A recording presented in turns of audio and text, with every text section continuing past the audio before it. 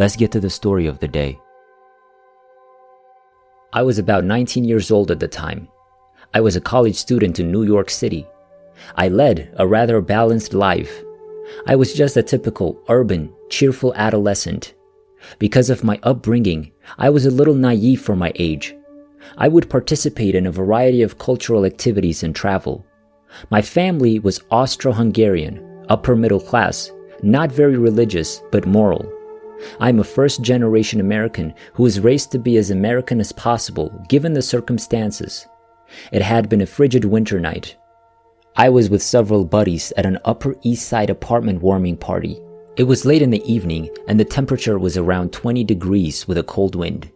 I'd lost count of time and was attempting to figure out how to go back to my downtown apartment for the least amount of money, as I was a financially strapped college student. I wanted to do as much as I could without the financial assistance of my family. It was too late to take public transportation and too expensive to take a taxi. A VW Bug belonged to a friend's boyfriend. She lived approximately 4 to 5 blocks away and asked if I wanted a trip downtown. Yes, I said. When we were getting ready to go, I discovered there would be 7 people in the small automobile. That was acceptable due to adolescent judgment. It was only a short drive. There were 3 persons in the rear seat, and 1 female was laying across the 3 passengers. I was sitting in the front between the driver and my friend, hanging over the car stick shift. The motorist made the decision to go 11th Avenue downtown. 11th Avenue was organized similarly to Park Avenue, a 2-way street with a middle driver that runs through Hell's Kitchen. Everything appeared to be normal. The motorist was driving at 20 miles per hour to catch all of the green lights along the avenue. The experiment. I think the last street sign I saw was on 52nd or 53rd. As we approached the next junction, I noticed a massive black automobile speeding towards 11th Avenue from what had to be around 51st. He was heading the wrong way up this one-way street, I noted. When I turned to alert the driver about the situation, I observed an expression of dread on his face. When I close my eyes, I can still picture his face. He was well aware that he would be unable to evade this fast-moving vehicle. I knew we were going to crash, so I turned back to watch it happen. There was no better method to protect myself, and there was no time. I heard a hit, the sound of crunching metal, and an abbreviated breaking glass sound, and then silence. Nothing. It's difficult to describe. No sensory input or output. I'm not sure what else to term it, other than dark or nothing. It was akin to being sedated, although I went out instantaneously rather than gradually. It was like black paint dripping fast down a piece of window glass. There was no feeling of time or spatial link to anything or anyone. I was unable to think or reason. It was as simple as nothing. I wasn't myself. It's difficult to put into words. I'm not sure how long this feeling lasted. There was no reference to time. Then something strange started to happen to me. I felt as if I were drowned in thick dark water, as if I were suffocating and having my breath crushed out of my chest, and I couldn't take a breath. I had a feeling this was related to death. The thick black water wasn't all that dark. It was an illegitimate color. It was bizarre and dark. I've never seen a hue like this before or after. I was able to rationalize at that time, yet I was overcome with fear.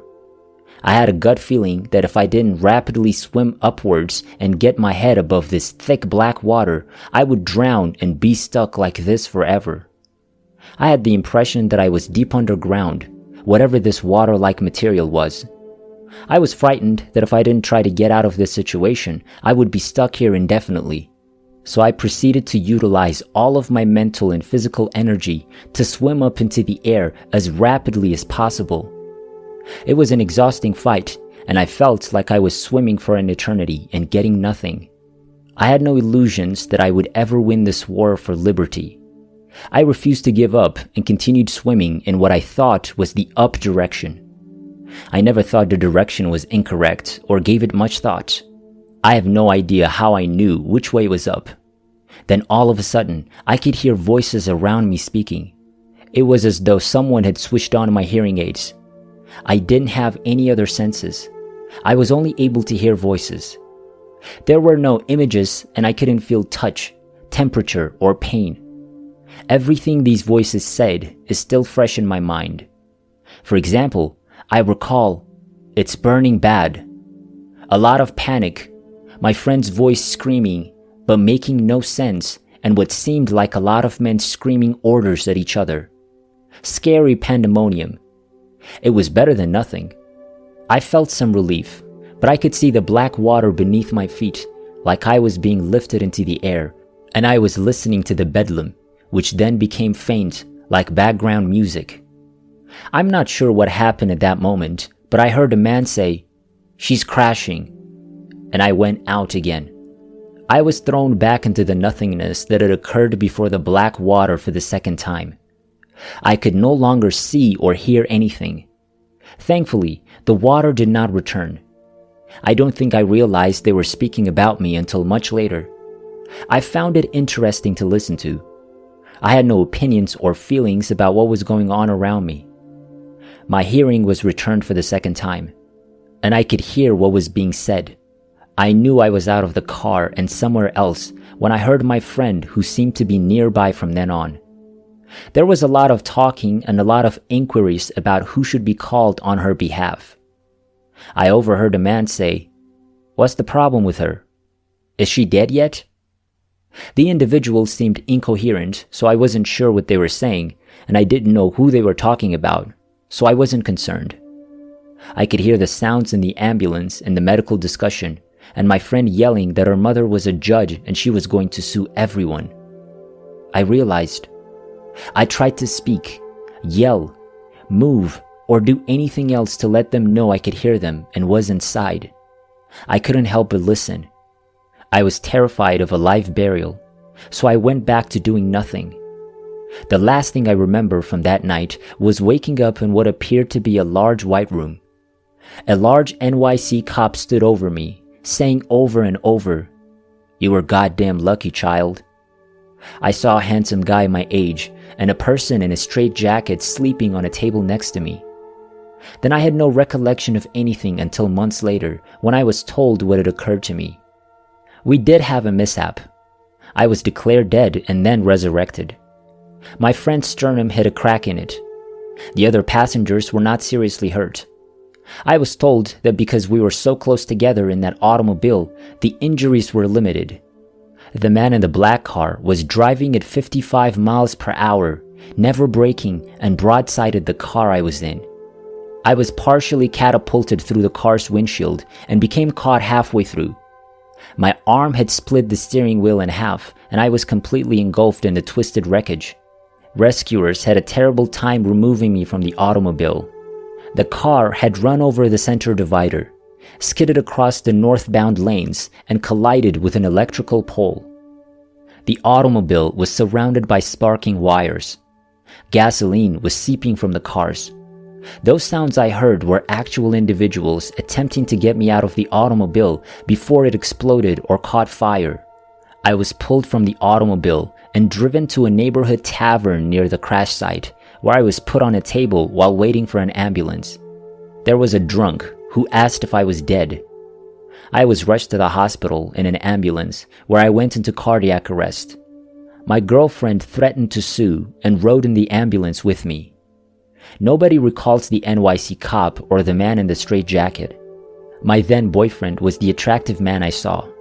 I couldn't place him as someone I knew. For a long time, I had no idea who I was. I'm still not clear if he was present at the time or later. I knew I was still alive and well. What the experience has meant to me personally. It has meant different things to me at various stages in my life. I was 19. I'm now 38 years old.